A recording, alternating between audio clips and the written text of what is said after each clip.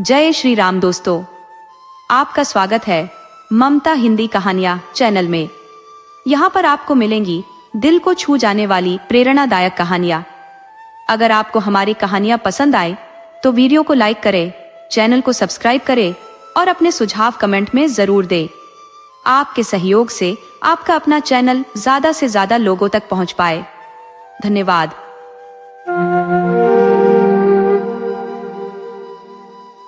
एक घना और विशाल जंगल था जिसमें अनगिनत प्राणी और पक्षी अपना जीवन यापन करते थे।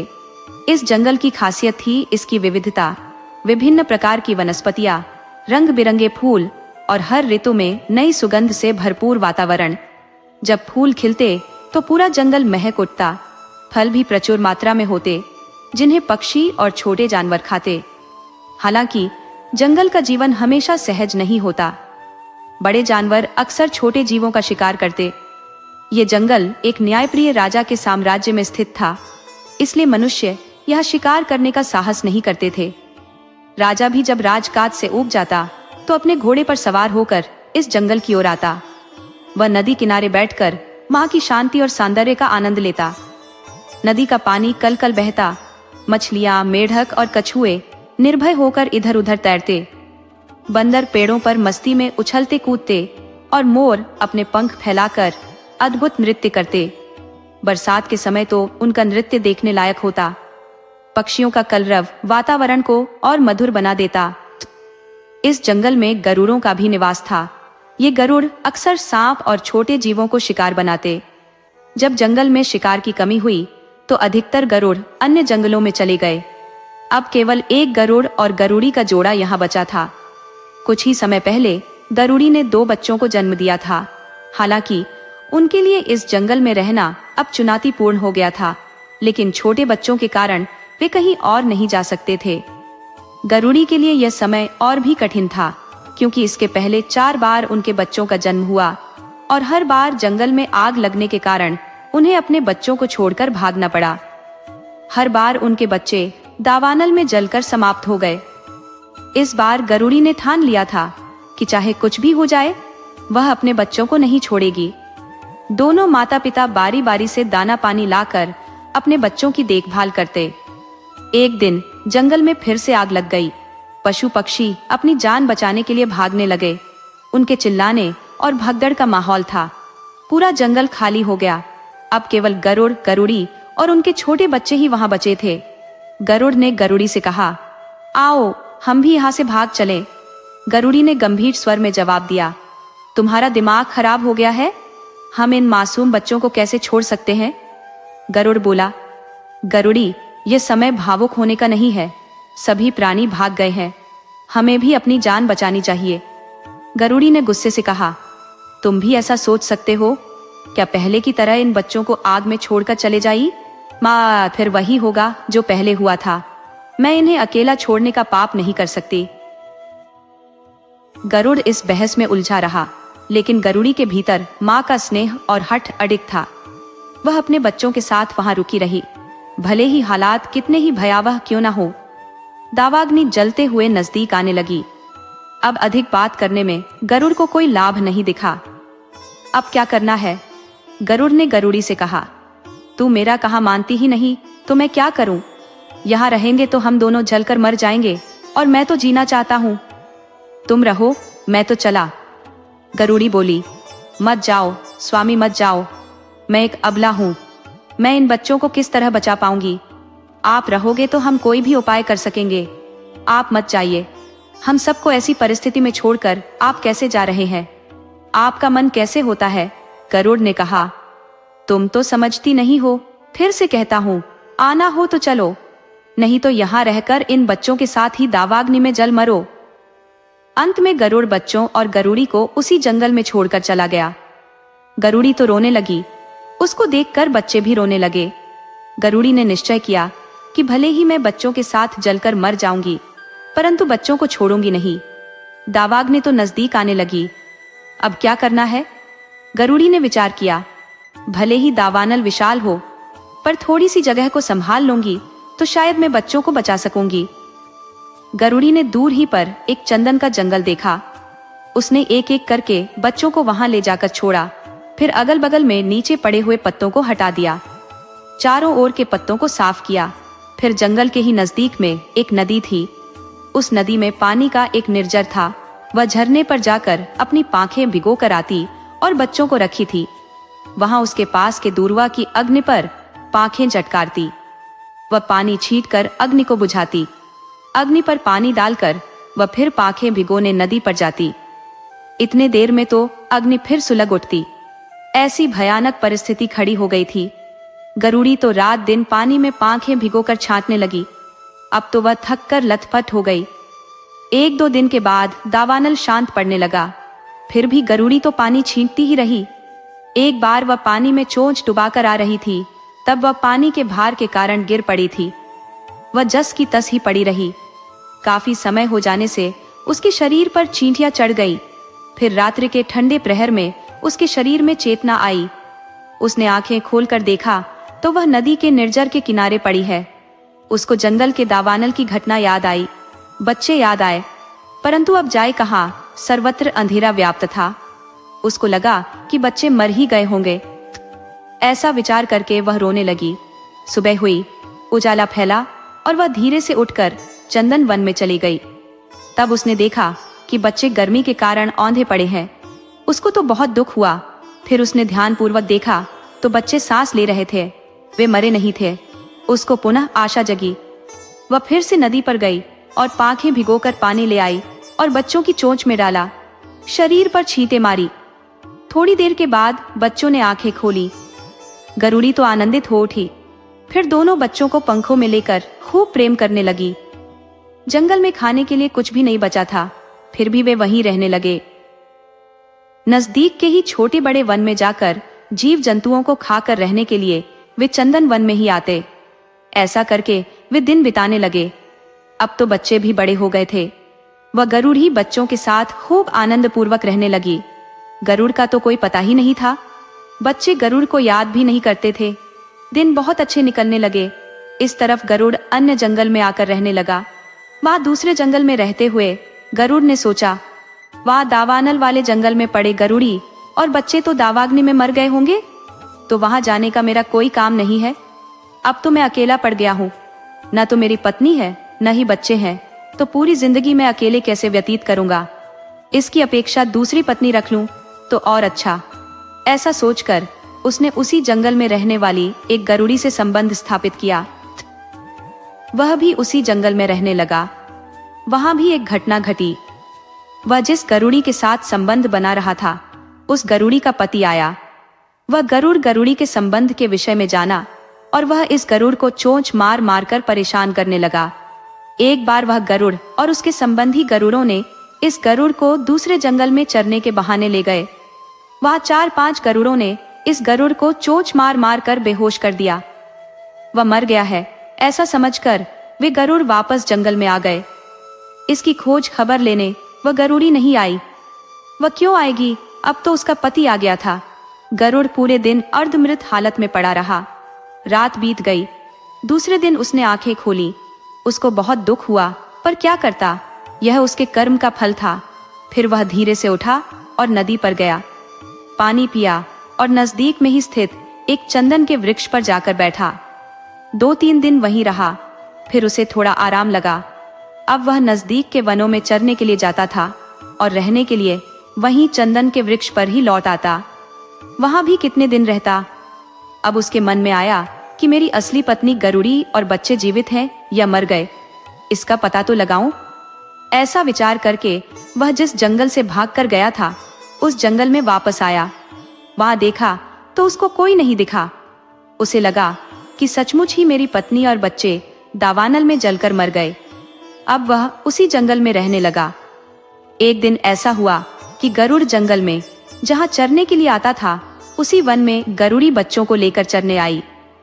गरुड़ ने गरुड़ी को देखा। उसने गरुड़ी को पहचानने का प्रयत्न किया। ये तो मेरी पत्नी जैसी ही लगती है, परंतु बच्चों को वह नहीं पहचान सका। उसको दुविधा हुई कि यह वही है या कोई अन्य गरुड़ी है।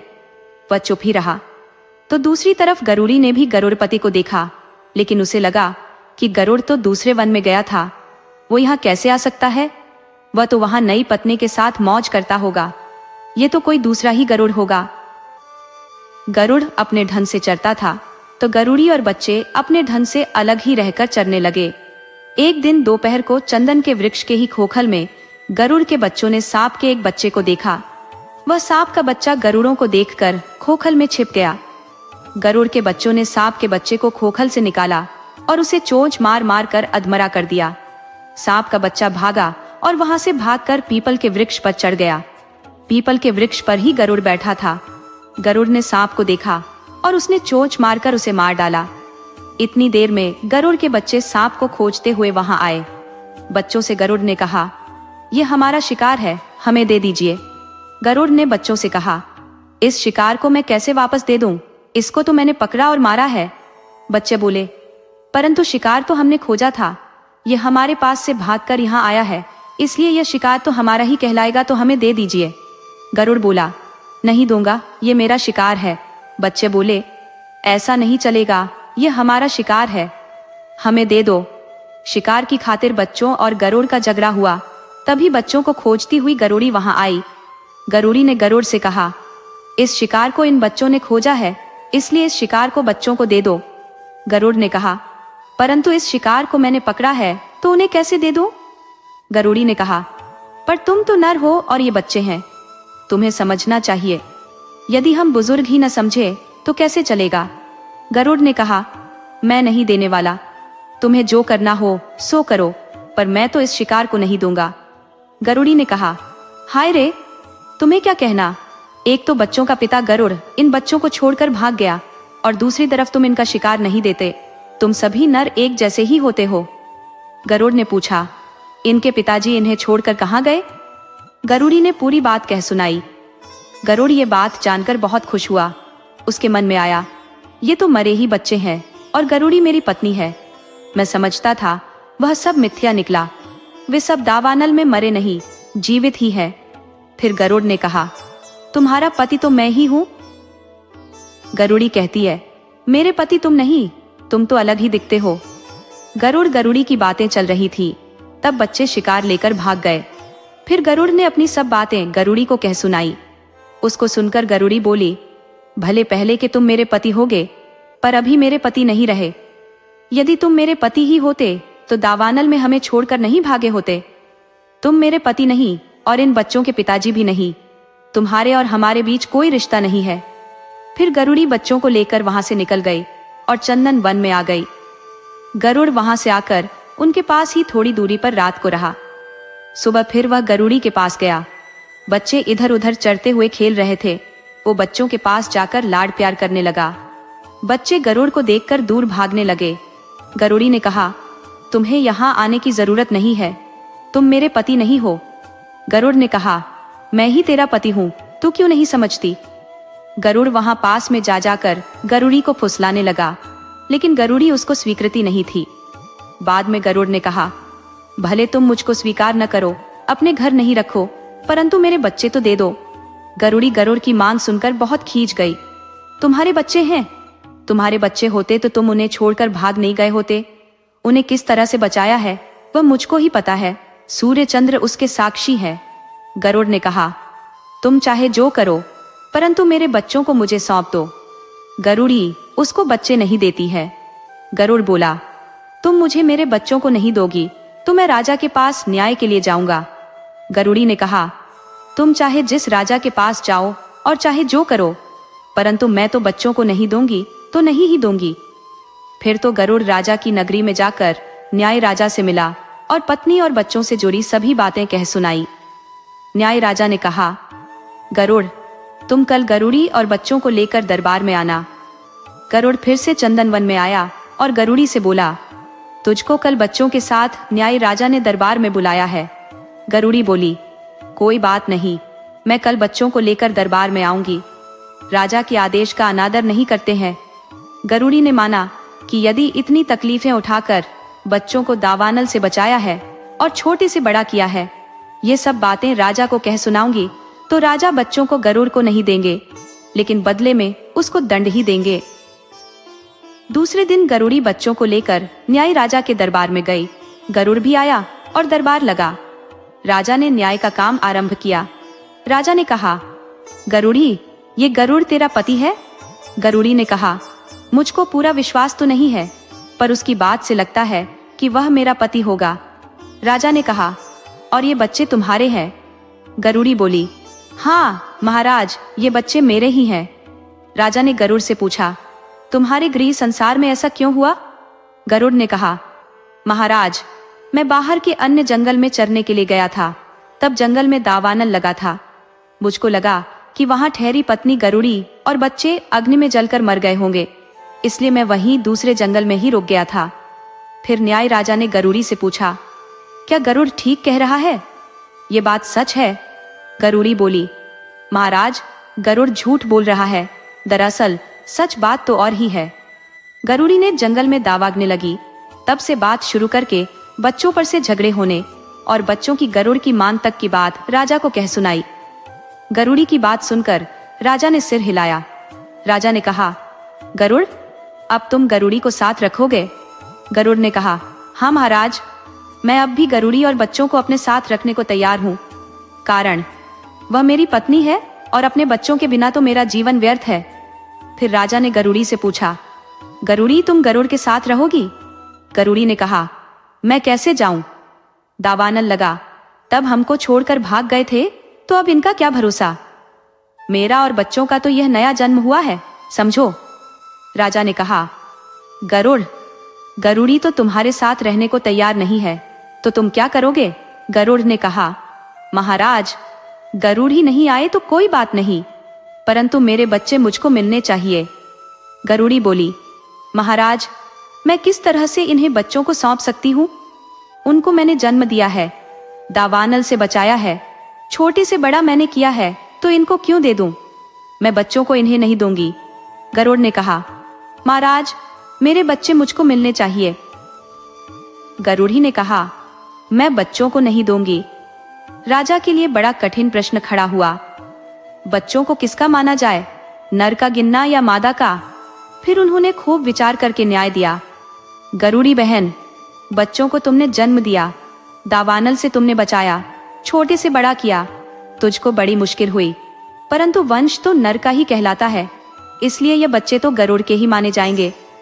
गरुड़ी बोली, आप चाहे जो करें, मैं बच्चों को देने वाली नहीं हूं, नहीं दूंगी। कहते कहते गरुड़ी वहीं चक्कर खाकर गिर पड़ी। फिर गरुड़ दोनों बच्चों को आगे करके चलने लगा। बच्चे तो माता माता कहकर खूब रोने लगे, परंतु उनकी माता उन्हें बचाने के लिए कहां से आ पाती। फिर तो गरुड़ी किसी तरह से उठकर वहां से निकली और साकरी नदी पर आकर बच्चों के लिए खूब विलाप करने लगी। वह विलाप करते करते ही नदी के किनारे निर्जर था, वहां तड़प तड़प कर मर गई। गर्मी के कड़ाक धूप में उसका शरीर सूख कर चमड़ा हो गया। न्याय राजा के राज्य में ही एक बढ़ई रहता था। उस बढ़ई की पत्नी मासिक धर्म में आई। 5-7 दिन के बाद उसने माथे से स्नान किया और स्वच्छ हुई। उसको 2 दिन हुए और वह दोपहर को साकरी नदी के किनारे निर्जर पर पानी लेने के लिए गई। वहां उसने गरुड़ी के सूखे शरीर को देखा। उसको लगा कि यही क्या है, ये जानने की इच्छा हुई। उसने एक लकड़ी ली और लकड़ी से उस शरीर को वहां से खिसकाया। उस मृत शरीर में रही वाष्प बढ़ई की स्त्री के नाक मुंह में गई। फिर उसने घड़ा मांजा और पानी भरकर घर आई। कई दिन बीतने पर बढ़ई की स्त्री को गर्भ ठहरा। 9 मास और 9 दिन पूरे होने पर बढ़ई की पत्नी ने बालिका को जन्म दिया। अब बढ़ई की लड़की बड़ी होने लगी। महीने वर्ष बीते, लड़की बालिका से किशोरी हुई, तरुणी बन गई। वह बढ़ई की पत्नी को गृह कार्य में मदद करने लगी। वह लकड़ी लाती, पानी भरती, रसोई बनाती और घर के काम करती। न्याय राजा की 7 घोड़ियां थी। जो घोड़े थे वो तो उसने सैन्य को सवारी या लड़ने के लिए दे दिए थे। उस नगरी में केवल बढ़ई के पास ही एक घोड़ा था। राजा की घोड़ियां बढ़ई के घर के आसपास चरने के लिए आती थी। बढ़ई का घोड़ा भी उन्हीं में जाकर चरता था। घोड़ियां मासिक धर्म में आई। घोड़े ने घोड़ियों के साथ संबंध स्थापित कर संतुष्टि पाई। अब घोड़ियों को गर्भ ठहरा। वह गर्भ विकसित होने लगा। गर्भ का पूर्ण विकास हुआ और घोड़ियों ने बछेड़ों को जन्म दिया। राजा ने जाना कि घोड़ियों ने बछेड़ों को जन्म दिया है तो वह बहुत खुश हुआ। एक दिन बढ़ई के बाड़े में घोड़ियां बछेड़ों के साथ चर रही थी। उसमें बढ़ई का घोड़ा भी जाकर चरने लगा। उसको बढ़ई की लड़की ने देखा, वह बहुत खुश हो गई। लड़की ने बढ़ई को बुलाया और घोड़ी तथा बछेड़ों को दिखाकर कहने लगी कि ये बछेड़े किसके हैं? बढ़ई बोला, बेटा ये घोड़िया और बछेड़े तो राजा के हैं। लड़की बोली, परंतु यह घोड़ा तो अपना है। बढ़ई बोला, हाँ बेटा ये घोड़ा तो अपना है। अपने घोड़े ने घोड़ियों के साथ संबंध किया, इसलिए तो घोड़ियों को गर्भ ठहरा और ये बछेड़े जन्मे। लड़की ने कहा, तो ये बछेड़े अपने ही गिने जाएंगे। बढ़ई बोला, है तो ऐसा ही, अपने घोड़े की वंशज, इसलिए ये बछेड़े अपने हैं। परंतु जाने दे, अब राजा की क्या बात करना, बड़े लोगों की बड़ी बात, हम छोटे मुंह से बड़ी बात क्यों करें? लड़की बोली, लेकिन पिताजी हम कहाँ बड़ी बात कर रहे हैं, जिसका वंश उसके बालक। लड़की खुश हो गई। वह बछेड़ों और घोड़े को हाँक लाई और तबेले में बंद कर दिया। सांझ को घोड़ियां राजा के घर आईं। वे बछेड़ों के बिना थी, बछेड़ों के लिए तूफान मचाने लगी। घोड़े की रखवाली करने वाला बछेड़ों की खोज में निकला। उसने देखा कि बछेड़े बढ़ई की घुड़साल में बंद है। वह बढ़ई के घर गया और कहा, बढ़ई इन बछेड़ों को छोड़ दो, ये राजा के बछेड़े हैं। बढ़ई बछेड़ों के बंद किए हुए तबेले का दरवाजा खोलने गया, लेकिन लड़की ने उसको रोका। नहीं, ये राजा के नहीं है, फिर क्यों देना है? बढ़ई लड़की को समझाता है, पर वो नहीं मानती और बछेड़ों को नहीं देती है। बढ़ई ने कहा, बेटा राजा के आदमी बछेड़े लेने के लिए आए हैं तो दे देते हैं। लड़की ने कहा, परंतु क्यों देना, ये अपने घोड़े के वंश है, राजा को इन्हें नहीं देना है। राजा के नौकर ने घर जाकर पूरी बात राजा से कही। अब राजा ने बढ़ई को बुलवाया। राजा ने कहा, बढ़ई अपने तबेले में मेरे बछेड़ों को बंद किया है, उन्हें क्यों नहीं छोड़ता? बढ़ई ने कहा, महाराज उन बछेड़ों को तो मेरी लड़की ने बंद कर दिया है, उसको पसंद है इसलिए रखा है। राजा ने कहा, लेकिन वे बछेड़े तो मेरे हैं, ये तो तुम्हें पता ही है, तुम्हें बछेड़ों को छोड़ देना पड़ेगा। बढ़ई बोला, उस पागल लड़की को मैंने कितनी बार समझाया है, पर वह समझने के लिए तैयार नहीं है। राजा ने कहा, इन सिपाहियों को लेकर जाओ और लड़की को धमकी देकर बछेड़ों को छोड़ दो। बढ़ई के साथ सिपाही बढ़ई के घर आए। लकड़ी तबेले के दरवाजे के पास ही थी। बढ़ई ने लड़की को समझाया कि हम बछेड़ों को छोड़ दे, परंतु वह मानने को तैयार नहीं थी। सिपाहियों ने लड़की को धमकाया, राजा का भय दिखाया, फिर भी वह एक से दो नहीं ही हुई। फिर वे सिपाही वापस आए और राजा से सारी बात कही। राजा ने कहा, ठीक है, कल दरबार में लड़की को हाजिर करो। दूसरे दिन दरबार लगा। लड़की को दरबार में बुलाया। लड़की ने बछेड़ों को हाँक कर दरबार में ले आई। बछेड़ों को बाहर बांध दिया। वह सभा में जा बैठी। राजा ने कहा, पगली लड़की तू ही है? लड़की बोली, महाराज आप कैसे कह सकते हैं कि मैं पागल हूँ? राजा ने कहा, पागल नहीं तो क्या चतुर कहूं? राजा के बछेड़ों को अपने घर बांध रखा है, उन्हें लेने आए तो भी न दिया। लड़की ने कहा, बछेड़े मुझको अच्छे लगे, पसंद आए और मैंने बांध रखा, उसमें क्या हो गया? राजा ने कहा, लेकिन बछेड़े तो मेरे थे, तुझको नहीं मालूम? लड़की ने कहा, महाराज आप ये क्या कह रहे हैं? ये बछेड़े तो हमारे हैं, इसलिए तो मैंने अपने तबेले में बांध रखा था। अब राजा को लड़की पर क्रोध आया। राजा ने कहा, लड़की तेरा मगज तो ठीक है ना? बछेड़े मेरे हैं और तू मेरे साथ कैसी बात कर रही है? लड़की बोली, महाराज मैं सच बात कर रही हूँ, ये बछेड़े हमारे हैं। राजा ने कहा, लड़की तू तो बिल्कुल पागल निकली, इन बछेड़ों को मेरी घोड़ियों ने जन्म दिया है, तो तेरे बछेड़े कैसे हुए? लड़की ने कहा, महाराज भले आपकी घोड़ियों ने जन्म दिया होगा, पर वंश तो हमारा है ना? हमारे घोड़े द्वारा इन घोड़ियों ने गर्भ धारण किया था, इसलिए वंश तो हमारा और वंश हमारा, मतलब बछेड़े भी हमारे हुए। राजा ने कहा, लड़की तू क्या कह रही है? संसार में ऐसा कहीं होता है, घोड़ी के साथ जो घोड़ा संबंध स्थापित करे, उससे घोड़ा के मालिक के बछेरे हो जाएंगे। लड़की ने कहा, वाह रे न्यायी राजा, आपका अभिनंदन। आपका न्याय भी कदम कदम पर बदलता है, कभी कैसा न्याय कभी कैसा। इस तरह के न्याय का पशु पक्षियों को पता होता तो वे यहाँ नहीं रहते। राजा ने कहा, लड़की तुझको क्या हुआ? तुझे कहाँ अन्याय हुआ है?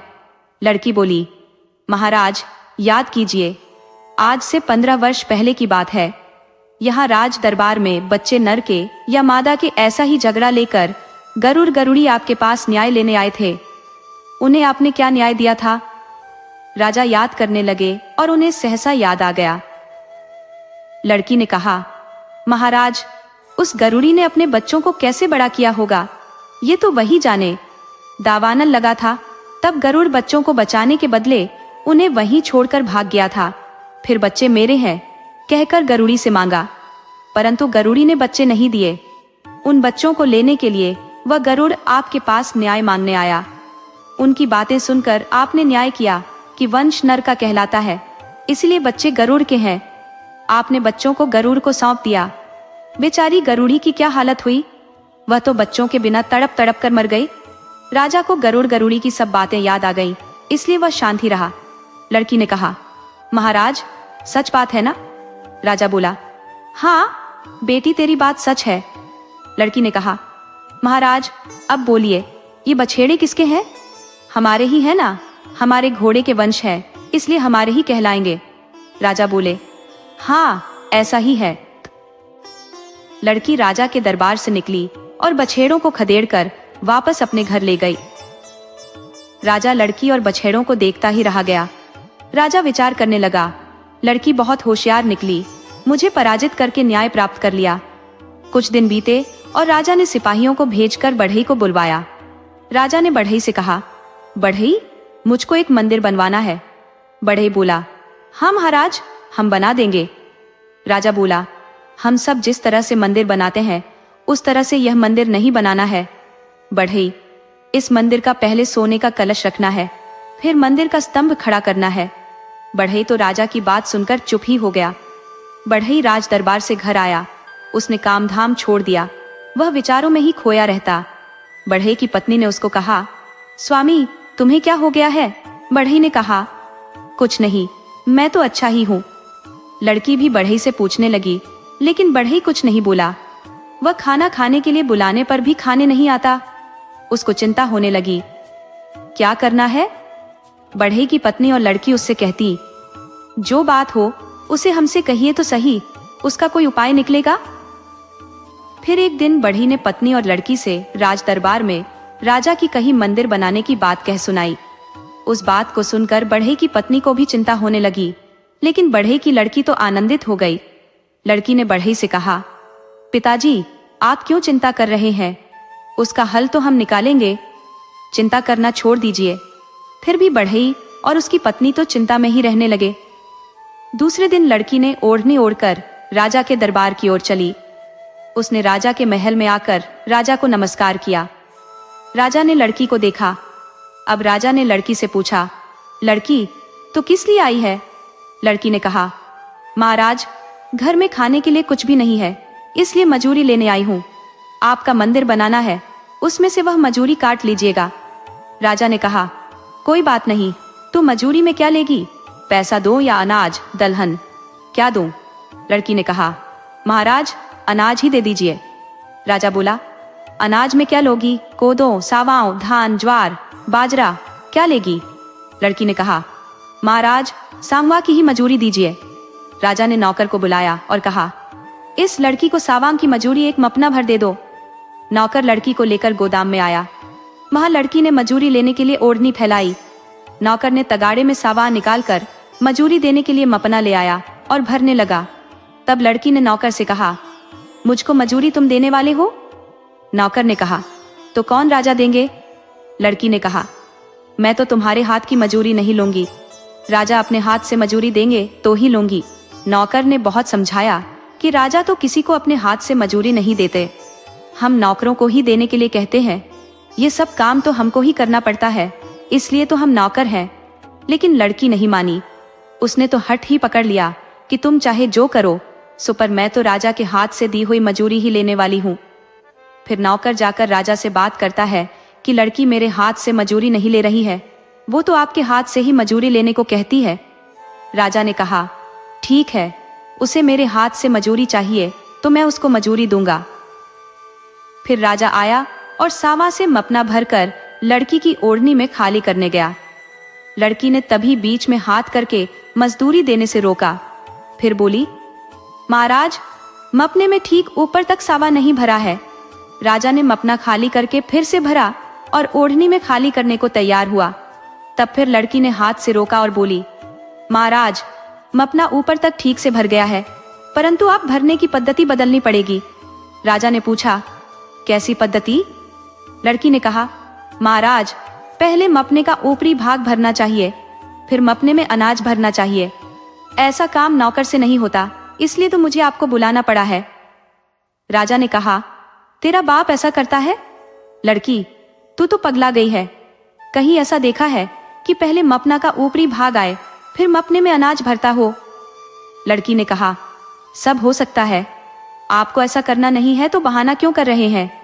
राजा बोले, लड़की, ऐसा कभी नहीं होता। लड़की ने कहा, महाराज, हो सकता है, ऐसा क्यों नहीं हो सकता? महाराज, यह तरीका तो आपने ही खोजा है और आपसे यह नहीं हो सकेगा, ऐसा कैसे हो सकता है? राजा ने कहा, कैसा तरीका? मैंने क्या किया? लड़की ने कहा, महाराज, मेरे पिताजी बढ़ई हैं, उनसे आपको मंदिर बनवाना है, लेकिन आपने उनसे कहा है कि मंदिर पर कलश पहले रखना है, बाद में मंदिर का पाया बनाना है। महाराज, दुनिया में ऐसा हुआ है? राजा हंस पड़ा। उसने लड़की से कहा, लड़की, तू सच्ची बात करती है, तो जीत गई और मैं हारा। अब तू जा, अपने पिता बढ़ई को कहना कि वह चिंता नहीं करे। उसकी लड़की बहुत होशियार है, उसने राजा के सभी कूट हल कर दिए हैं। लड़की ने घर आकर राजा से मांगी मजूरी वाली सभी बात अपने माता पिता को कह सुनाई। वे सब बहुत खुश हुए। अब लड़की युवा हुई। राजा विचार करने लगा कि बढ़ई की लड़की बहुत बुद्धिशाली है, उसको राज्य में रानी बनाकर लाऊं तो राज दरबार में आने वाले प्रश्नों या कूट का हल खोज निकालेगी और प्रश्नों का समाधान हो जाएगा। अब राजा ने बढ़ई की लड़की से विवाह करने की इच्छा बढ़ई के समक्ष व्यक्त की। बढ़ई बोला, महाराज, हम गरीब आदमी और आप ठहरे राजा, ऐसा रिश्ता कैसे सोच सकते हैं? हमारे रहन सहन और आपके रहन सहन में जमीन आसमान का फर्क है। आपका राजमहल और हमारी झोंपड़ी में रहने वाली लड़की कैसे संभाल सकेगी? ऐसा कुछ नहीं होने वाला है। महाराज, ये विचार आप छोड़ दीजिए, बात आप तक ही रहने दे। राजा को बढ़ई ने बहुत समझाया, पर राजा मानने को तैयार नहीं हुआ। वह तो कहता था, चाहे जो भी हो, मैं तुम्हारी लड़की के साथ ही विवाह करूंगा। फिर बढ़ई वहां से घर आया और राजा के साथ हुई सभी बातें पत्नी और लड़की को कह सुनाई। लड़की ने यह बात नकार दी। फिर भी बढ़ई लड़की को समझाने लगा। लड़की ने बढ़ई से कहा, पिताजी, आप चिंता मत कीजिए, इसका समाधान भी हम निकाल लेंगे। दूसरे दिन बढ़ई की लड़की राजा के महल में गई और राजा से मिली। वह लड़की राजा से बोली, महाराज, आपके साथ मैं विवाह करूंगी, परंतु इससे पहले मैं जो कहूंगी उसके अनुसार आपको करना होगा। राजा ने कहा, ठीक है, तुम जैसा कहोगी वैसा करने के लिए मैं तैयार हूं। लड़की ने कहा, महाराज, यह आपका महल है, उसके मुख्य दरवाजे के पास एक चौरस दरवाजा बनवाना, उसकी दीवार बनाकर उसमें तुलसी का पौधा रोपना, उस पर साफ पीले कपड़े का टुकड़ा रख देना, उसके अगल बगल में गोबर से लीपने के बाद वहां धूप अगरबत्ती दिया कर देना। दिए में तेल खत्म नहीं होना चाहिए। फिर रात होगी तब वहां आप खाट बिछाकर सो जाना। दूसरे दिन लड़की ने कहा था, उसके अनुसार राजा ने तैयारी की। शाम को वह वहां खटिया बिछाकर सोया। रात्रि के 2 प्रहर व्यतीत हो गए। अब मध्य रात्रि हुई और राजा की खाट आकाश में उड़ने लगी। वह स्वर्ग में गया और वहां रुका। वहां राजा देखने लगा तो उसके माता पिता सोने के हिंडोले के किनारे आ गए हैं। उनका आसन डोलने लगा है, वे अब नीचे गिर जाएंगे ऐसा लगने लगता है। राजा नीचे देखता है तो नीचे तो नरक दिखता है, उसमें छोटे बड़े कीड़े एक दूसरे पर चलते हुए और मैला खाते हुए दिखते हैं। ऐसा देख राजा जल्दी जल्दी माता पिता को पकड़ने के लिए हाथ बढ़ाता है और चिल्ला उठता है। राजा जग गया और देखता है तो वह तो नीचे पलंग पर ही सो रहा है। उसे लगा ये स्वप्न था या सच बात थी। राजा को कुछ समझ नहीं आया। दूसरे दिन बढ़ई की लड़की राजा के पास आई और देखा तो उसने दूसरे दिन बढ़ई की लड़की राजा के पास आई और देखा तो उसने कहा था वैसा ही किया गया था। उसने राजा से कहा, महाराज, मैंने कहा था उसी अनुसार किया दिख रहा है, परंतु मैंने कहा था कि उसी तरह से आप सोए थे। राजा ने कहा, हाँ, मैंने जैसा तुमने कहा था उसके अनुसार ही किया। लड़की ने कहा, हाँ तो आपको क्या अनुभव हुआ? राजा ने रात को जो अनुभव किया था वे सभी बातें लड़की से कह सुनाई। लड़की ने कहा, महाराज आज भी आप वहीं सोना, पर आज आप मन को साफ रखिएगा। आज आपको मेरे प्रति ऐसा भाव रखना है कि मैं आपकी छोटी बहन हूं। राजा ने कहा, ठीक है, आज मैं ऐसी भावना रखकर सोऊंगा। दूसरे दिन रात हुई, राजा पलंग पर सोया। रात्रि के 2 प्रहर बीते, मध्य रात्रि हुई और राजा की खाट आकाश में उड़ने लगी और वह स्वर्ग गया। वहां रुका। वहां राजा देखता है तो उसके माता पिता सोने के झूले पर झूल रहे हैं। वे पान खाते दिखे। वहां वे बहुत आनंद में है। उनके अगल बगल में फूल ही फूल दिखते हैं। वह नीचे देखता है तो नीचे भी सुंदर बगीचा है। उस बाग में फूल महक रहे हैं। ये सब उसने देखा। राजा यह सब देखकर आनंदित हो उठा। फिर वह जाग गया और देखता है कि उसकी खाट तो नीचे जमीन पर महल के आंगन में ही है। आज तो राजा बहुत खुश है। सुबह लड़की राजा के महल में आई और राजा से रात्रि को क्या अनुभव हुआ उस विषय में पूछने लगी। रात में जो अनुभव हुआ वह सभी अनुभव राजा ने लड़की से कह सुनाया। इसे सुनकर लड़की ने राजा को कहा, महाराज पहली रात को आप मेरे प्रति पत्नी का भाव रखे थे। मुझे ब्याहेंगे इस भाव से आप वहां सोए थे। इसलिए आपको स्वर्ग में आपके माता पिता झूले के किनारे बैठे हुए अभी गिर पड़ेंगे या फिर गिरेंगे, और वे नीचे गिरेंगे तो सीधे नरक में जाएंगे, जहाँ कीड़े नरक खाकर रहते हैं। माता पिता की ऐसी स्थिति आपको दिखाई दी। अपने माता पिता को दुखी होते हुए आपने देखा, जबकि दूसरे दिन आपका मेरे प्रति भाव पवित्र था। आपने अपने मन में मुझको बहन मान लिया, और बहन का भाव पवित्र भाव होता है, इसलिए मन में कोई खराब विचार नहीं आया। और इसी कारण दूसरे दिन रात को आपके माता पिता स्वर्ग में झूले पर बैठे झूलते हुए और पान मसाला का मुखवास करते आनंदित मुद्रा में दिखाई दिए। उनको बगीचे में फूलों की सुगंध भी मिलती है, ऐसा लगा। इस तरह वो सुखी दिखे। महाराज इस प्रकार के पवित्र भाव के कारण आपको यह सुखद अनुभव हुआ। इसीलिए हे महाराज, आप मेरे साथ विवाह नहीं करेंगे। यदि करेंगे तो आपके माता पिता दुखी होंगे। राजा ने लड़की की बात मान ली। बढ़ई की लड़की अपनी ही छोटी बहन है, ऐसा पवित्र भाव रखा। फिर बढ़ई की लड़की को बढ़ई और बढ़ई की पत्नी को उन्होंने अपने ही माता पिता है, इस भाव से उनको राजमहल में बुलाकर साथ में रखा और फिर खा पी कर प्रजा का, लोक का कल्याण करने लगा। दोस्तों, आपको कहानी कैसी लगी अपने सुझाव कमेंट करना न भूले। तो चलिए आज की अगली कहानी शुरू करते हैं।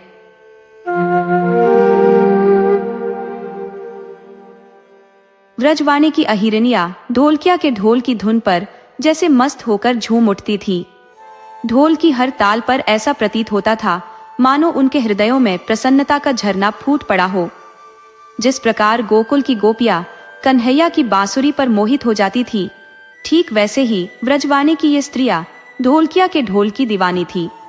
ढोल की मधुर ध्वनि सुनते ही उनका मन जैसे बांध तोड़कर बहने लगता था। यहाँ तक कि गहरी नींद में भी यदि ढोल की आवाज कानों तक पहुंच जाए तो वे चौंक कर जाग उठती थी। रोते हुए शिशुओं को पीछे छोड़ घर आंगन के कामकाज को त्याग वे उसी क्षण उस ढोलकिया की ओर दौड़ पड़ती थी। जैसे ही डंडी की कड़कड़ाहट उनके कानों में गूंजती, ऐसा लगता था जैसे उनके भीतर कोई अद्भुत संगीत बसा हो जो उन्हें चैन से बैठने ही नहीं देता। गाय भैंस दुहने में व्यस्त अहिरनिया दूध के बर्तन जमीन पर छोड़ ढोलकिया के ढोल की ओर भाग खड़ी होती। उनके लिए ढोल की लय किसी चमत्कार से कम नहीं थी। ब्रजवाणी की नारियों पर इस ढोल की धुन का ऐसा रंग चढ़ा हुआ था कि सुनते ही वे रास की मस्ती में सराबोर हो जाती थी। ढोलक बजाने वाला वह ढोलकिया ब्रजवाणी गांव का एक साधारण सा कांची था। बचपन से ही उसे ढोलक बजाने की शिक्षा मिली थी। वह इस कला में इस प्रकार रम चुका था कि दिन रात ढोल की थाप में ही मग्न रहता। उसकी साधना अलौकिक थी। उसने अपने जीवन का हर क्षण ढोल की लय और ताल के प्रति समर्पित कर दिया था। उसका एकमात्र मित्र, साथी और सहारा केवल उसकी ढोलक थी। ढोलकिया के विचार में उसके हाथ में पकड़ी डंडी किसी शासक के राजदंड के समान थी। वह ढोल से भांति भांति के सुर निकालने में निपुण था। जब वह हंसता तो उसका ढोल भी हंसता, और जब वह रोता तो ढोल से भी मानो रुदन की ध्वनि निकलती। उसकी डंडे की हर थाप मानो पूरी दुनिया को भुला देती। वह ध्वनि की अपनी सृष्टि में मस्त रहता। इस दुनिया के ऐश्वर्य और सुख विलास का उस पर कोई प्रभाव नहीं था। वह योगियों के समान वैराग्य में लीन था। उसकी ढोलक में ही उसका संसार समाया हुआ था। ढोल और डंडे के सामने उसके लिए समस्त भौतिक संपदाएं नगण्य थी। वह काची होते हुए भी एक सच्चा त्यागी और वैरागी था। उसके लिए उसका ढोल ही उसका ईश्वर था और वह उसका परम भक्त। अपने ढोल के साथ वह अनवरत साधना करता था। उसकी ढोलक में जो दिव्य शक्ति थी वह उसकी साधना और त्याग की परिणति थी। उसकी डंडे की हर थाप में अनासक्ति योग की ताकत समाहित थी। यही शक्ति व्रजवाणी की अहिरनियों को ऐसा सम्मोहित कर देती थी। अक्षय तृतीया की पावन सुबह का सौंदर्य मानो प्रकृति ने सजाया था। व्रजवाणी के झील किनारे खड़े ऊंचे बरगदों पर झूले पड़े थे। गांव के छोटे बड़े, युवा और वृद्ध सभी झूलों की मस्ती में डूबे हुए थे। अक्षय तीज मानो झूलने का उत्सव था। वसंत ऋतु की मादकता और उल्लास से ग्राम्य जीवन आनंद के समुद्र में डूबा हुआ था। उस दिन पूरा गांव जैसे मदमस्त होकर झूम उठा था। आज तो ढोलकिया भी कुछ अद्भुत ऊधम मचाए था। उसके ढोल की थाप अहिरनियों के दिल को चीरकर आर पार निकल जाती थी। उसके डंडे की कड़कड़ाहट 10 दिशाओं को घुमा रही थी। व्रजवाणी की अहिरनिया आज ढोलकिया के ढोल पर मस्तानी बनी हुई थी। उन्हें ढोल की थाप जितने कदम उठवाती उतने ही कदम वे उठाती थी। उनकी गति का वेग भी ढोलक के ताल के अनुरूप ही बढ़ता घटता था। ढोलक की डंडी कभी चलती चाल पकड़ती और कभी मंद पड़ जाती थी। रास करती हुई रमणियों की गति भी ढोलक की ध्वनि का अनायास ही अनुकरण कर रही थी। ढोल की थाप जब गोल घूमने की ध्वनि पकड़ती तब तमाम रास करने वाली रमणियां उसके साथ गोल गोल घूम जाती। हाथी दांत के मोटे चूड़े वाले उनके हाथ की तालियां भी ढोलक की आवाज के साथ संगत करती हुई दूर दूर तक सुनाई देती थी। उनके पैर की थिरकन ढोल की डंडी के अनुसार ही थिरकती। पैर में पहने हुए कम्बी कड़ुला का मीठा झंकार वातावरण में कुछ अजीब माधुर्य घोले जा रहा था। अहिरनिया आज ढोलकिया के ढोल पर मंत्रमुग्ध हो गई थी। दीपक के आसपास घूमता हुआ पतंगा जैसे दीवाना बनता है, उसी तरह से अहिरनिया ढोल के आसपास दीवानी बनी हुई थी। अहिरनिया ढोलकिया पर झूल रही थी, ढोलकिया ढोलक पर झूल रहा था। दुनिया की अन्य किसी बात का यहाँ अस्तित्व नहीं था। आज जंगल के वृक्ष भी मानो यह रास का मौज देखने में लीन हुए थे। लावण्यमयी युवा आहिर सुंदरियों की सुंदर देह कलिया ढोलकिया के अगल बगल घूम घूम कर नृत्य कर रही थी। भौरे कमल पुष्प के आसपास गुंजारव कर उठते हैं, उसी तरह से व्रजवाणी की अहिरनिया आज ढोलकिया के ढोल के आसपास मधुर गुंजारव कर रही थी। उनके कदमों में आज बिजली जैसी तरलता आ गई थी। उनके मुख पर मानो आज चंद्रमा की चांदनी अपने शीतल मधुर तेज के साथ सवार थी। तारे सितारे वाले मोटे परंतु स्वच्छ वस्त्र इन सुंदरियों के सौंदर्य को अनेक गुना चमका रहे थे। व्रजवाणी गांव के सुंदरियों की सुंदरता आज मानो अभिवृद्धि पा रही थी। गांव के आहिर युवक भी अपने अपने खेलों को छोड़कर रास की मौज देखने इस रमणी वृंद के पास आ पहुंचे थे। राह चलते यात्री भी अपने कामों को भूलकर घड़ी भर यहाँ रुक जाते थे। सांझ हो गई। गाय भैंसें चरकर सिवान से वापस आईं। यात्री बिखर गए। तमाम आहिर भी अपने अपने घर चले गए। बची मात्र रास सागर में उन्मत्त बनी रास रमणिया। ढोल की तान पर तल्लीन हुई आहिर सुंदरिया पक्षी वृंद की भांति तीक्ष्ण स्वर कंठ से जंगल और झाड़ी को गूंजायमान करते हुए रास की मौज उड़ा रही थी। थोड़ा अधिक समय बीता। गाय भैंसों को दुहने का समय भी हो गया। बछड़े बोलने लगे, पाड़े चिल्लाने लगे। गाय भैंसें भी अकुलाकर पुकारने लगी। ऊंची आवाज में द्री स्वामिनी को बुलाती हुई बाम बा भां भां करने लगी। परंतु उनके पीठ पर हाथ फेरने वाली और दोहने वाली आहिर युवतियां तो आज रास की रसमस्ती में थी। वे रास में इतनी मस्त हो गई थी कि पशुधन के साथ अपने पेट के बच्चों को भी भुला बैठी थी। सूरज डूब गया था। वैशाखी तृतीया की बंकिम चंद्ररेखा आकाश की घटा में चमक उठी और वन की वन देवियों सी आहिर रमणियों को रास खेलते देखने के लिए घड़ी भर आकाश में ठहर गई। रस रंग में सराबोर इन कोकिल कंठी कामिनियों के रंगराग का तुरंत अंत न आता जानकर आकाश की चंद्ररेखा भी अपनी मंद चांदनी को बटोरकर अंततः चलती बनी। रात के भोजन का समय भी बीत गया। रोते हुए बालक रोते रोते आखिरकार भूखे प्यासे ही सो गए। फिर भी एक आहिर सुंदरी रास की रंगत में से सिर भी उठा नहीं सकी। जंगल को मंगल बनाने वाली ये रसरमणिया आज मानो सारे जगत को भूल गई थी। आज ढोली के ढोल ने उन पर कुछ जादुई भस्म छाट दी थी। व्रजवाणी का ढोलकिया आज ब्रज बिहारी कान्हा जैसा मोहक बना हुआ था। उसकी शक्ति आज चमक उठी थी, खिल उठी थी। इस जादूगर ने आज व्रजवाणी की मनोहर मुग्धाओं पर अद्भुत जादू किया था। उस जादू के जोर से तमाम आहिरनियां आज अपने घर और पतियों को भी भूल गई थी। जैसे जैसे रात बढ़ती जा रही थी, वैसे वैसे ही ढोलकिया के ढोल में कुछ और मिठास मोहिनी का आविर्भाव होता जा रहा था। आज इस मिठास पर व्रजवाणी की अहिरनिया भ्रमरी की भांति घूम रही थी। ढोलकिया स्वयं भी आज कुछ अद्भुत तान में आ गया था। उस स्वयं खुद को भूल गया था। विश्व के तमाम व्यवहार आज उससे दूर हो गए थे। ढोलकिया और ढोल दोनों एक दूसरे में एकाकार हो गए थे। अहिरनियों की राह देख देख कर व्रजवाणी के आखिरकार थक गए। कुछ गाय भैंसों को अपने ही हाथों दोहने लगे। कुछ लोग जो दोहन कला से अज्ञात थे, वे सांझ से ही किसी दोहने वाले की खोज में घूम रहे थे। एक हथी गाय भैंसे तो अपने गृह स्वामिनी के सिवाय सबका सत्कार अपने सींगों से करती थी। उनके सामने आने की भी किसी की हिम्मत नहीं होती थी। व्रजवाणी के घर घर में आज अराजकता और अव्यवस्था का दर्शन हो रहा था। घर की संपूर्ण व्यवस्था को जानने वाली चतुर अहिरनिया आज किसी नई दुनिया में ही विहार कर रही थी। कुछ आहिर अपनी गृह लक्ष्मियों को बुलाने के लिए गांव के सिवान तक दौड़ गए थे, परंतु ढोलकिया के ढोल पर डोल रही अहिरनिया आज कहाँ किसी की मानने वाली थी। उन्हें बुलाने गए आहिर आखिरकार थक कर मोह लटकाए वापस आ गए। आधी रात बीत गई, फिर भी यहाँ तो वही घड़ी चल रही थी। सिवान में ढोलकिया का ढोल उसी तान में बज रहा था। यहाँ के अलौकिक आनंद पर अपने आप को भी न्यौछावर कर देने के लिए मानो अधीर हुई हो, ऐसी अहिरनिया आज ढोलकिया के ढोल पर एक ही ताल में घूम रही थी। आत्मा के इस अद्भुत आनंद को त्याग कर घर की झंझट में पड़ने का ख्याल किसी को नहीं आया। यहाँ तो अभी वही चल था। व्रजवाणी ने तो आज मानो व्रजभूमि का ही अवतार धारण किया था। गोकुल का कन्हैया मानो ढोलकिया बनकर व्रजवाणी में आ पहुंचा हो, ऐसा क्षण भर प्रतीत होता था। उसने आज व्रजवाणी की अहिरनियों को गोकुल की गोपियों की भांति मतवाली बनाया था। आज यहाँ रात दिन का भी किसी को होश नहीं था।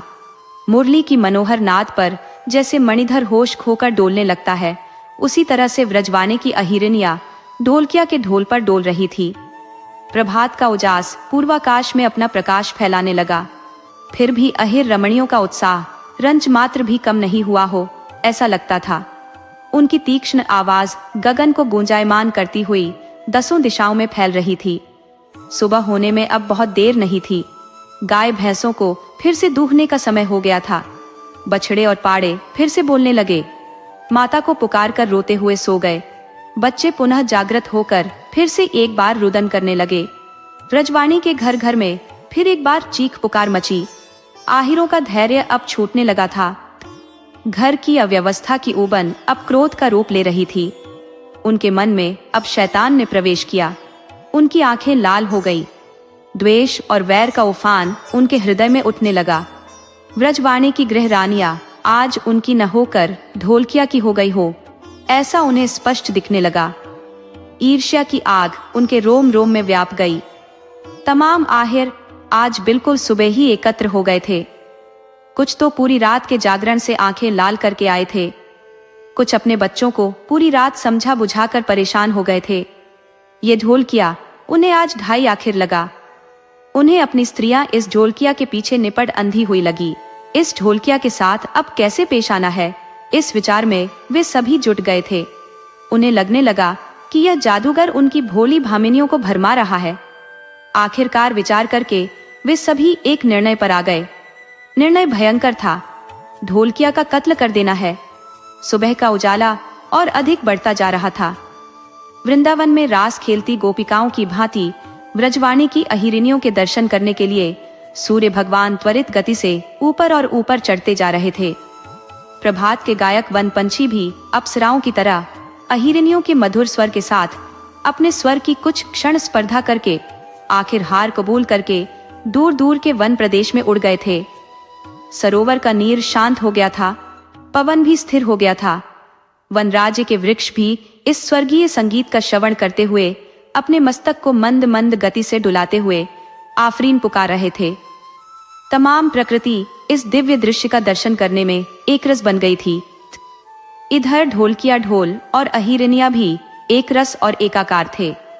इसी समय कुछ आहिर युवक अपने हाथ में तलवार भांजते हुए आ गए थे। उनकी तरफ एक दृष्टि भर डालने की फुर्सत यहाँ किसी को कहाँ थी। ढोल के ढमढमाने में मस्त ढोलकिया अपनी तान में ढोल पर डंडी की कड़कड़ाहट करा रहा था। बांसुरी के सुमधुर सरोद पर जैसे मृगी डोलती रहती है, उसी तरह से ये रमणिया ढोली के ढोल पर डोल रही थी। आहिर युवक अपनी नंगी तलवार हाथ में लिए बिल्कुल नजदीक आ गए, फिर भी किसी ने उनकी ओर आंख तक नहीं उठाई। ये पूरी रास मंडली जहां अपने आप को ही देखना भूल गई थी, वहां दूसरे को देखने के लिए कौन खाली था। ढोलकिया का मस्तक ढोल की ताल में एकरस हो झूल रहा था। आहिर युवक अवसर देख ढोलकिया के एकदम समीप पहुंच गए। एक ही झटके में उन्होंने ढोल पर झूल रहे ढोलकिया के मस्तक को उड़ा दिया। आनंद की तरंगें उछाल रहे ढोलकिया के मस्तक से अब उष्ण रक्त की तरंगें उछलने लगी। मस्तक कट जाने पर भी ढोलकिया के हाथ की डंडी अभी भी तालबद्ध ढोलक पर पड़ रही थी, लेकिन यह क्रिया बहुत देर तक नहीं टिक सकी। थोड़ी ही देर में उसका हाथ और हाथ की डंडी ताल का नियम चूक गए। ताल में भंग पड़ते ही अहिरनिया ने एक साथ बेताल होते ढोलकिया पर नजर डाली, परंतु यहाँ ढोलकिया कहाँ था। ढोलकिया का मस्तक रहित धड़ अभी भी जैसे तैसे बैठा था। उसके हाथ की डंडी अभी भी ढोल बजा रही थी, पर अब उसकी आवाज का ठिकाना नहीं था। ढोलकिया का धड़ भी गिर पड़ा। आकाश में से मानो बिजली गिरी। पर्वत के किसी उन्नत शिखर पर मानो वज्र प्रहार हुआ। आहिर युवतियां पत्थर की पुतलियों की भांति स्तब्ध हो गईं। कोमल कदलियों का कदली वन भयंकर तूफान के वेग से टूट जाता है, उसी तरह 140 आहिर युवतियां पृथ्वी पर गिर पड़ी। रंग में भंग पड़ा। समस्त प्रकृति ने एक भयानक निश्वास छोड़ा। सूर्य भगवान भी यह भयंकर कृत्य देखकर मानो कोपायमान हो उठे हो, इतने उग्र दिखने लगे। जंगल के वृक्ष भी अपने पर्णरूपी अश्रु पृथ्वी पर गिराते हुए मानो रो उठे हों। ढोलकिया के ढोल पर पूरी रात झूमने वाली अहिरनिया मूर्छित होकर बहुत देर तक जमीन पर पड़ी रही। जागृत होते ही ढोलकिया का रुधिर से छलकता धड़मस्तक का भयानक दृश्य फिर उनकी आंखों के सामने घूम गया। मस्तक रहित धड़ के हाथ में पड़ी हुई डंडी अब भी रह रह के ऊपर नीचे गिरती थी।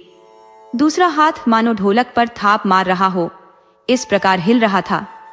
दुनिया से दूर हुई ढोलकिया की आत्मा अभी भी मानो ढोल बजा रही हो, ऐसा उसके बारंबार फड़कते हुए हाथों से पता चलता था।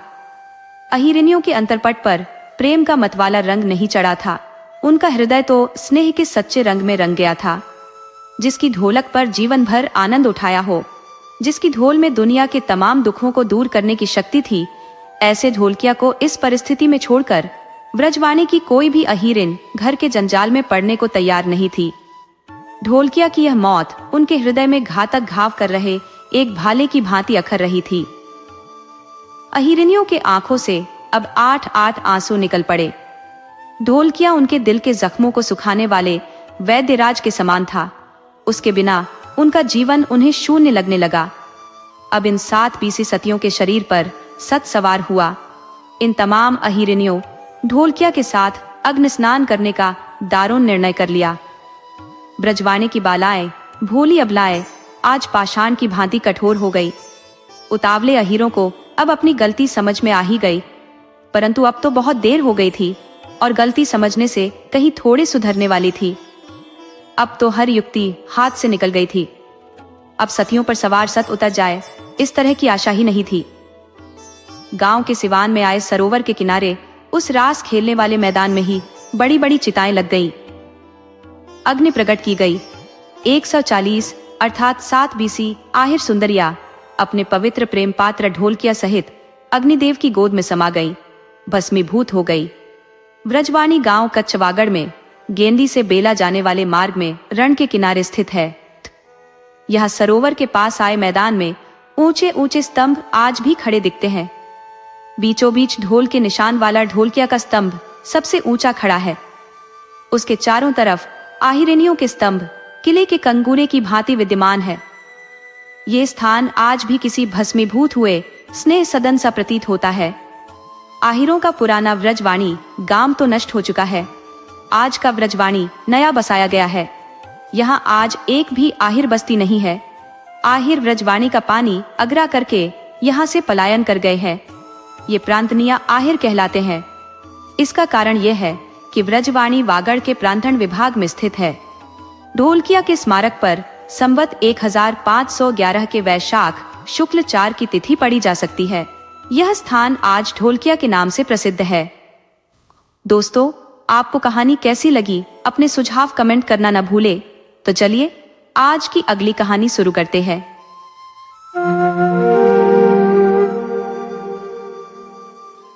एक वृद्ध व्यक्ति था जिसके साथ उसकी धर्मपत्नी रहती थी। जेठ का महीना आने को था और उसने सोचा कि अब झाड़ झंखाड़ जलाने का समय आ गया है।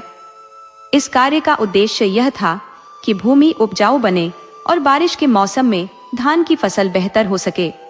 अतः उसने खेतों में आदर जलाया। यह परंपरा वर्षों से चली आ रही थी, क्योंकि माना जाता था कि आदर जलाने से मिट्टी की उर्वरता बढ़ती है। कुछ दिनों बाद जब जेठ की पहली वर्षा हुई तो मिट्टी जोतने लायक हो गई। वृद्ध ने खेत जोतकर उसमें आर्य के बीज बो दिए। समय के साथ बीज अंकुरित हुए और उनकी बेलें धीरे धीरे पूरे खेत में फैल गई। उन पर सुंदर फूल खिले और धीरे धीरे आर्य पकने लगे। वृद्ध का खेत जंगल के करीब था और उस जंगल में बंदरों का वास था। एक दिन बंदरों ने आर्य देख लिए। अगले दिन एक बंदर खेत में आकर कुछ आर्य खा गया और कुछ बर्बाद कर गया। जब वृद्ध ने खेत में यह दृश्य देखा तो वह चिंतित हो उठा। उसने पाया कि बंदरों ने न केवल आर्य बिगाड़े बल्कि कुछ बेलों को तोड़फोड़ भी दिया। दूसरे दिन वृद्ध ने छिपकर देखा। इस बार बंदरों का एक बड़ा समूह खेत में आया और आर्य तोड़ने लगा। वे आर्यों को अपने नितंबों पर घिसकर बिगाड़ रहे थे।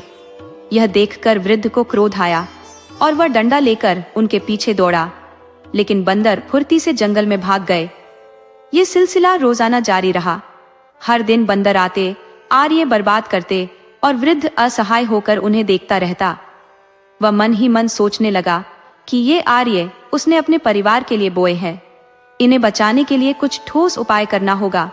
अंततः उसने एक योजना बनाई। वह लोहार के पास गया और बड़े बड़े चाकू बनवाए। इन चाकुओं को उसने आर्य की बेलों में इस तरह खोस दिया कि उनकी धार ऊपर की ओर हो। फिर वह खुद छिपकर देखने लगा। शाम को जब बंदरों का समूह खेत में आया तो वे हमेशा की तरह आर्य खाने लगे।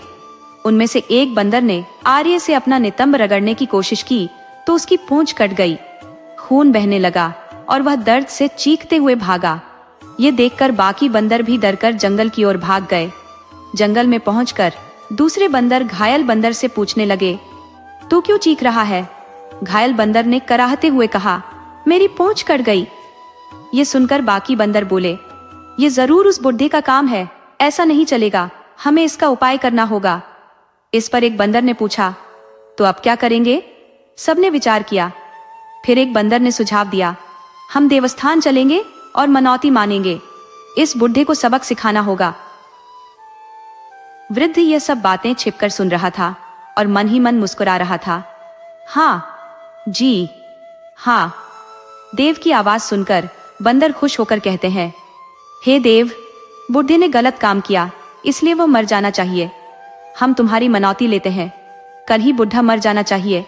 तुम में अगर शक्ति है तो कल ही वह मर जाना चाहिए। सुबह होते ही वह मर जाना चाहिए। अगर वह सुबह में ही मर जाएगा तो हम तुम्हें 5 बकरे की बलि देंगे। बुढ़े ने पीछे से फिर से कहा, जी हाँ जी। फिर सब बंदर आश्वस्त होकर जंगल में चले गए। दोपहर हो गई, शाम हुई, किंतु बंदर आर्य न गए। वे सब सुबह की प्रतीक्षा करने लगे। घर पहुंचकर बुढ़ा अपनी पत्नी से बंदरों की बात बताता है और उससे कहता है, ए जी, आज तो बंदर आए थे और मनौती ले रहे थे कि शाम होते बुढ़ा मर जाना चाहिए, तो हमें भी कुछ करना चाहिए। क्या करेंगे? मैं कुछ करता हूँ तो तुम ही कुछ करो। तुम्हें मैं जैसा कहूंगा वैसा ही करना होगा। हाँ, मैं जाता हूँ और कुछ लाता हो ना। बाद में बुढ़ा तुरंत बाहर जाता है और पुरुष जितना एक ताड़ का तना काट कर लाता है। उसे ओखली पर रखकर धोती उठाई जाती है। फिर उस पर कुछ फूल डाल देता है और पत्नी से कहता है, ब्रह्मवेला होते ही तुम रोना शुरू कर देना। ब्रह्मवेला होने पर बुढ़िया रोने लगती है। ओ बेटा, ओ बेटा, बेटा मेरा पति मर गया रे बेटा, बेटा, बेटा, ओ बेटा, बेटा मेरा पति मर गया रे बेटा, बेटा, ओ बेटा मेरा पति अच्छा था रे बेटा, बेटा हमें आर्य खिलाता था रे, बेटा, बेटा।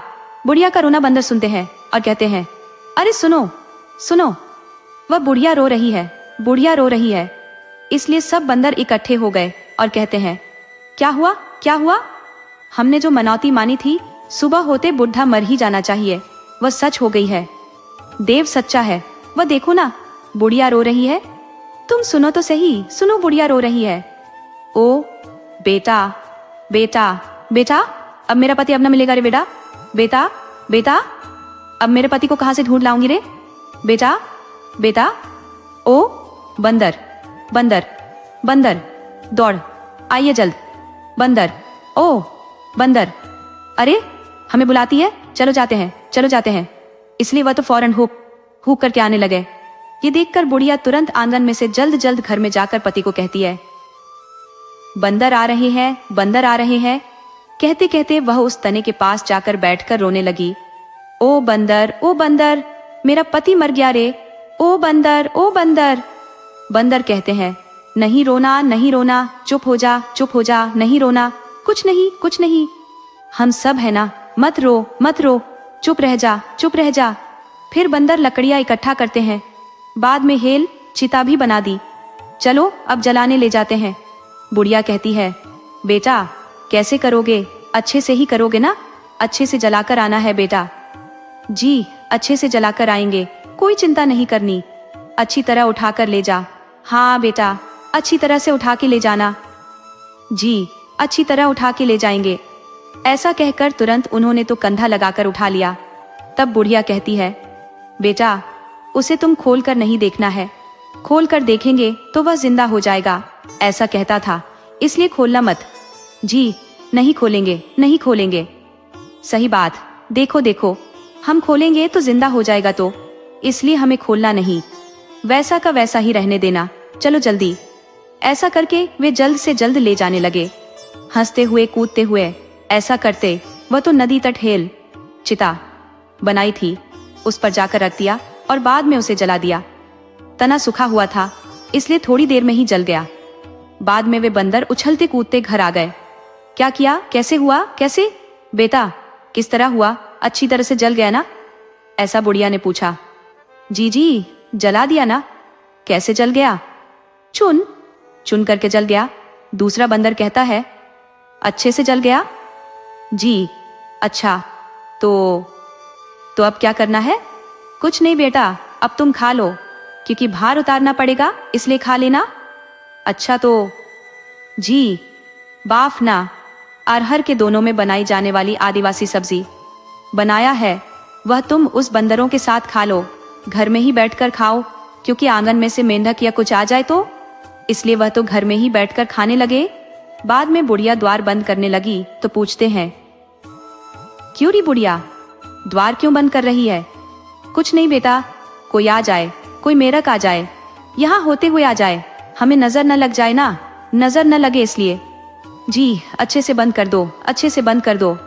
इसलिए उस बुढ़िया ने घर को चारों ओर से बंद कर दिया और वे खाने बैठ गए। कोई पत्तल बांटता, कोई परोसता, ऐसे वे खाने लगे। तब बुढ़ा कोठे से निकला और मूसल लेकर सभी बंदरों को मारने लगा। भो भो भो, बंदर तो आया, या ओए आय, या भो भो भो। वहां उस बांडे बिना पूछ के बंदर को अंदर नहीं आने दिया था। वह कहता है, बांडा बंदर बाहर नाचे, घर में घूभा घूभ। ऐसा कहते कहते वह तो नाचता है, कूदता है। बांडा, ओ बांडा, घर खोलो रे, घर खोलो। इसलिए उसने तो तुरंत छत पर जाकर खपरेल खोल दिए कि वे तो बूट बूट करते कूद कर चढ़कर भाग निकले। सब निकल कर भाग गए और बाद में वे देवस्थान पहुंच गए और देव से जाकर कहने लगे, हे देव, बुढ़ा तो मर गया था, तो वह फिर से जिंदा कैसे हो गया, ये बताओ। दूसरी ओर वह बूढ़ा फिर से देवस्थान पहुंचकर छुप गया था। वहां उन बंदरों ने तो देव को फूल चढ़ाए, नारियल फोड़ा, मुर्गी काटी, बकरा काट कर देव को चढ़ावा दिया। वहां एक बड़ा बंदर था, उसकी पूंछ गुंबद तक पहुंच गई थी। जब सब खाने की तैयारी में थे कि बुढ़ी ने उस बंदर की पूंछ पकड़कर बराबर घुमाई और खींची। वह बंदर तो बड़ी बड़ी आंखें निकल आने लगा। वह सोचने लगा कि यह तो देव ने ही पकड़ी है, लेकिन दूसरे बंदरों से कहूं भू कैसे। इसकी आंखें बाहर निकल आई थी, जिसे देखकर सभी बंदरों ने खाना इकट्ठा कर दिया। तब उस बुढ़े ने बंदर की पूंछ ढीली कर दी तो वह हंसने लगा, तो फिर से सभी बंदर खाने की तैयारी करने लगे। बुढ़े ने फिर से उसकी पूंछ खींची तो वह बंदर तो ही ऐसे चिल्लाने लगा। इसलिए वे कहने लगे, ओए बंदर तो बड़ी बड़ी आंखें निकाल रहा है, अरे रे जल्द जल्द ढेर कर दो। इसलिए बंदरों ने तो जल्द जल्द खाने का ढेर कर दिया और उस बुढ़े ने जैसे ही फिर से पूंछ छोड़ी तो वह बंदर भागा। उसको भागते देखकर वे दूसरे बंदर भी वहां से भागे। तब बुढ़ा देवस्थान से बाहर आता है और सारा खाना लेकर घर जाता है और अपनी पत्नी से कहता है, बूढ़ी देखो, मुर्गी बकरा काट कर मेरी मनौती मानने का ढोंग कर रहे थे, उनका सब खाना लेकर मैं आ गया और आज तो हम यही खाएंगे। फिर बाद में बंदरों का खेत में आना बंद हो गया। बुढ़ा और उसकी पत्नी खेती किया करते थे, फसल अच्छी होती थी और वे शांति से रहने लगे। And now in